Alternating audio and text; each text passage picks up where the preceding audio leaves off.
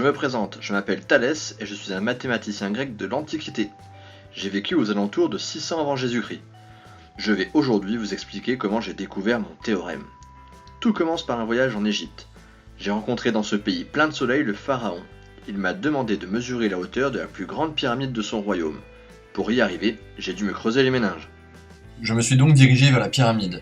En effet, elle était vraiment grande. L'idée géniale que j'ai eue fut de me servir des rayons du soleil et surtout des ombres créées.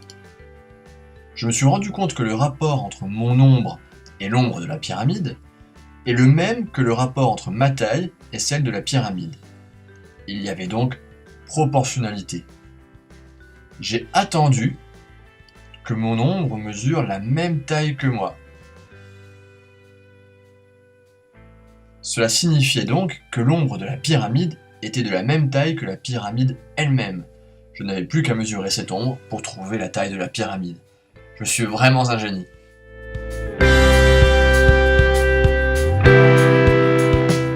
Merci Thalès. Qu'est-ce qu'il se raconte celui-là? Voyons voir maintenant ce qu'il se passe au niveau géométrique. Donc, nous avons ici un petit triangle et ici un grand triangle. Je vous rappelle que les rayons du soleil ici sont parallèles entre eux. Nous déplaçons le petit triangle et mettons-le de cette configuration. Nous avons ici ce que nous appelons une configuration de Thalès. Un petit triangle à l'intérieur d'un grand triangle avec des côtés placés comme ceci parallèles entre eux. C'est ce que nous appellerons une configuration de Thalès.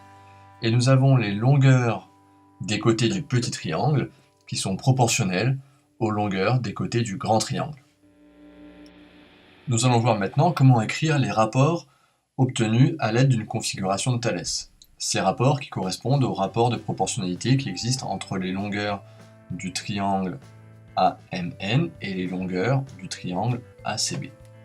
Donc, pour faire ceci, nous allons prendre les longueurs du petit triangle sur les longueurs des côtés correspondants du grand triangle.